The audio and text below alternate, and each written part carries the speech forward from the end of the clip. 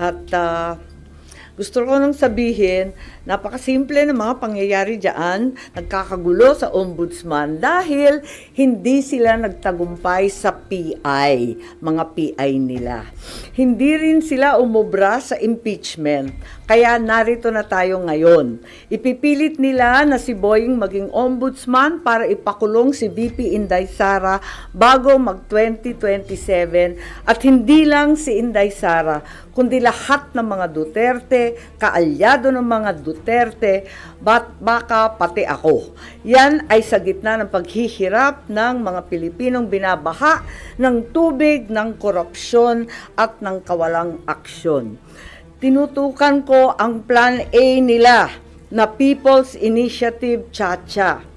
Binuking ko ang Plan B, yung impeachment, para mawala sa landas nila si VP Sara sa 2028. Ngayon, nasa Plan C na po tayo, sa ombudsman naman. Naunpay, nakita ko na, kaya ako nagsampa ng kaso nung May 2, nandun ako sa ombudsman. Kung hindi kayo titigil sa pamumulitika, mag-asaran tayo. Hindi ko rin kayo tatantanan.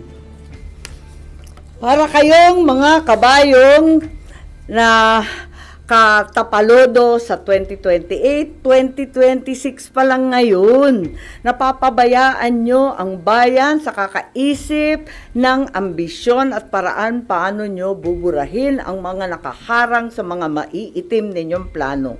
Nasa 2028 na kayo. 2026 pa lang. Paano makakaligtas at mabubuhay ang Pilipino 2026, 2027? Paano makakaraos? Hindi sila tulad ng mga buhaya na kaya sa lupa at lumalangoy sa baha, walang pakialam. Ngayon, ang OMB, Bantayog ng Katwiran, para sa mga lingkod bayan. Pati ba naman yan, gusto ninyong baluktutin? Habang nagsusumikap ang lahat ng tapat, habang ang lahat ng Pilipino ay galit dahil gustong makakita ng tuwid, habang pilit naming nire-reband na tuwid ang sistema, eto kayo at pilit nyong kinukulot, binabaluktot, ginugulo. Ang OMB ay opisina, hindi parlor. Tigilan nyo yan. Ang mensahe ko naman kay bagong Deputy OIC Ombudsman Vargas ay simple lamang. Kung nayayanig ka na sa pressure, isabuhay mo na lang ang sikat ng kanta ni April Boy Regino. Kapag nariyan na ang suhol, itaas mo ang iyong dalawang kamay ng ganito at sabihin, hindi ko kayang tanggapin. Wala lang. Naloloka na ako. Yes po. Git ninyo na plano nila na kaya ilagay Secretary Boying Remulla sa ombudsman para ipakulong si VP Sara at mga ka-alyado niya. Ano yun, suspicion o may nakuha kayo na mabigat na information na pinagbasihan nyo? Yes, marami po tayong information na talagang dito patungo ang paghalal ng isang ombudsman na kaibigan natin dati pero hindi naman natin mapagkakailay. Ang labo-labo naman ng ganon.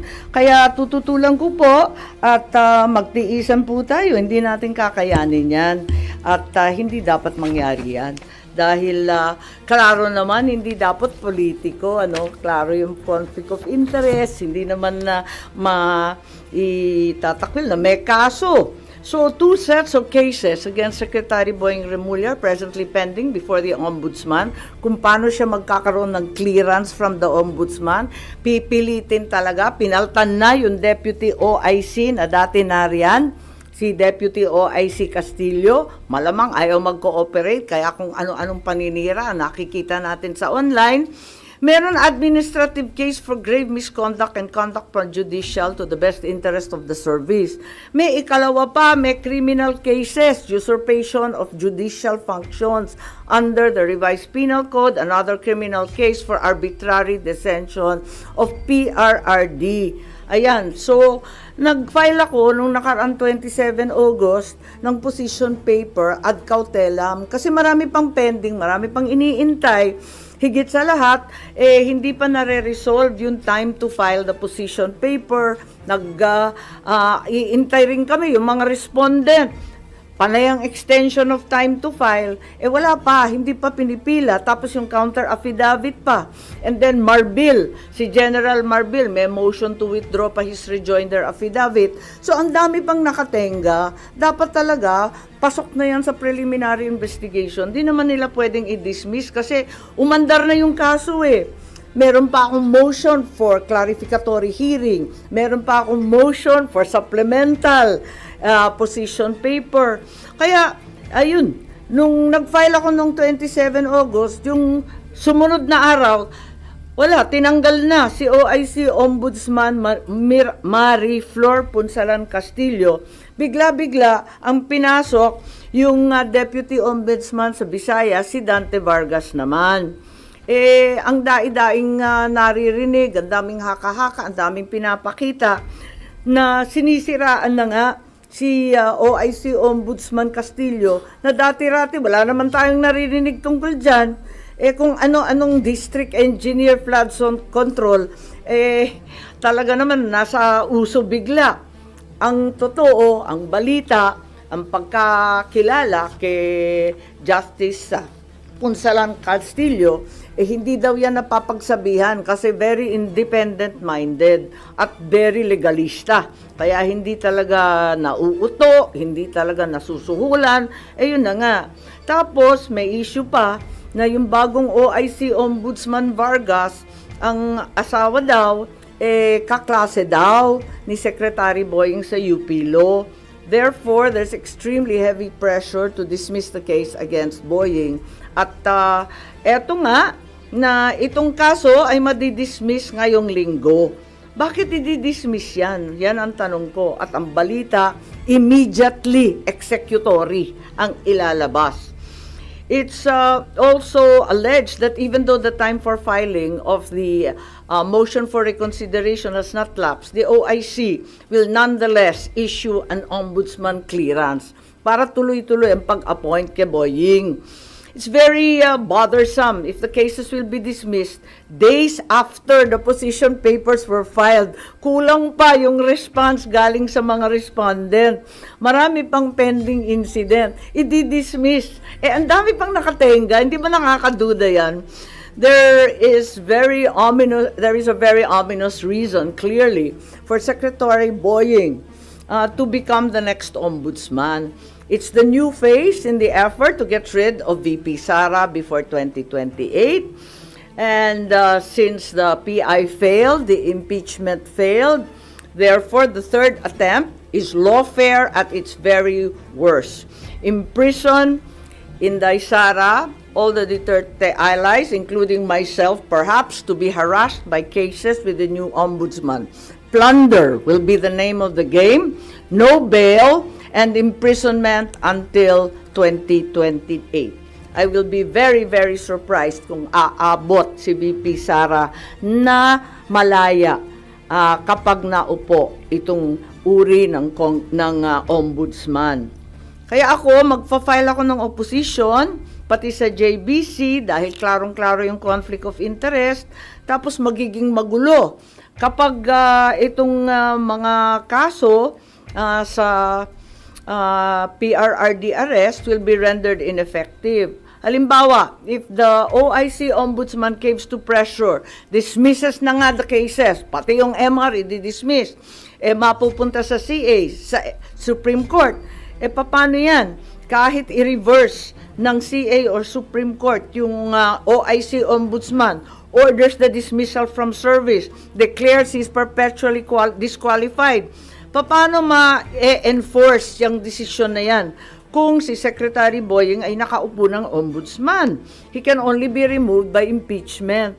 It may not be amiss to inform the JBC as well as the present OIC ombudsman that we understand and commiserate with the unbearable, tremendous pressure to issue a clearance.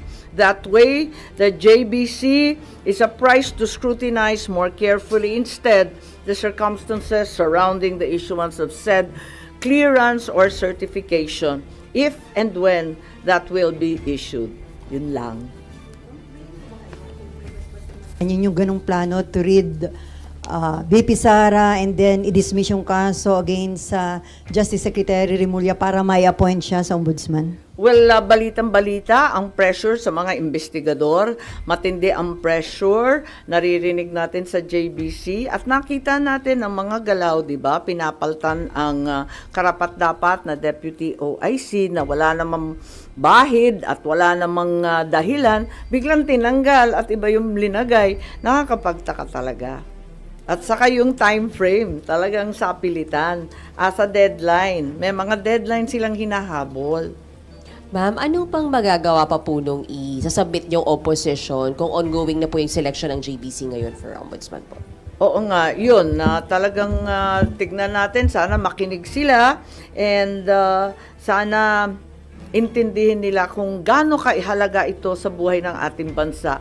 Na isang tabi na ng todo-todo ang problema ng baha. Malunod na tayo sa tubig at korupsyon, basta yung ambisyon na lamang ng iilan ang nangingibabaw. Good morning. Ma'am, ngayon yata isasalang sa JBC interview si Natapos Secretary. na, alas 10. Oh. Pero yung opposition nyo po, na-file or na-discuss nyo po ba kay Senator Alan as member ng JBC representing Kakausapin the ko Senate? mamaya. Nagulat kasi ako, hindi ko akalain na magpapa-interview. Akala ko bawal yun hanggat walang clearance. Tapos Aminin yun ko, po, hindi ko alam na kanina naka-schedule agad-agad. will you also question his being included sa shortlist? At tignan natin kung anong gagawin. Pero hanggat maaari, talagang pipilitin ko hanggat kaya at tututulan. Tulad nga ng sinabi ko kanina, ay nako, hindi ko rin kayo tatantanan kasi klarong-klaro naman ang moves nila. May message din po sa Garapala na po. Ma'am, ang mensahe niyo po sa ading nyo na ultimately siya na may appointing authority. Ay nako, talaga naman, hindi yata nakikinig. Ma'am, kung ayaw nyo kay Sec Boying, kanino kayo doon sa 17 o 16 na iba pa? Ay hindi naman sa ayaw ko. Kaya nga lang, wag naman binabraso yung ombudsman. Yan na lang ang huling hantungan ng hustisya, ng katotohanan. Ang bigat naman nun. Constitutional body, guguluhin, ano? Wala naman akong sinasang-ayunan. Ang sinasabi ko, klarong disqualified. Kaya wag na lang. Ang liwaliwanag naman ang conflict of interest. Nakikita naman natin ang problema kapag may pending admin and criminal charges pa. Ang bigat naman, tapos gagawin ninyong ombudsman. Tama ba yun? Wala naman akong kinakampanyang kandidato para ombudsman. Sa totoo lang. Di ko nga kilala yung mga listahan. Siyempre, trabaho ng JBC yun eh. Wala na. Ibang issue lang. Ay, okay. Pero babalik pa ako sa budget. Okay, Oo, sige. yung madalian lang kung gusto nyo. Pero yun lang. Yes po. Ma'am, hindi ba parang ang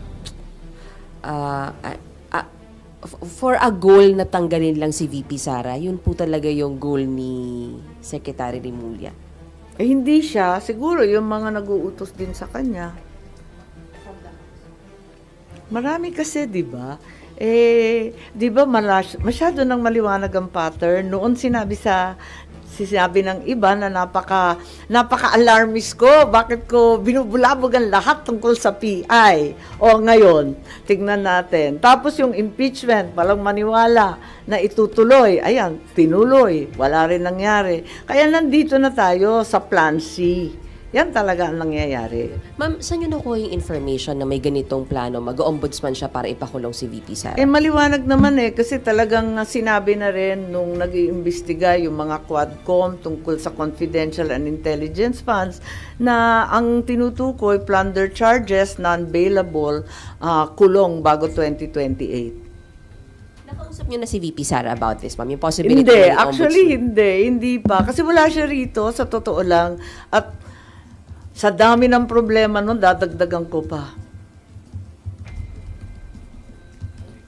Hanggat kaya ko, talagang hindi ko tatantanan to at mag-asara na lang kami. Pero, ma'am, sorry.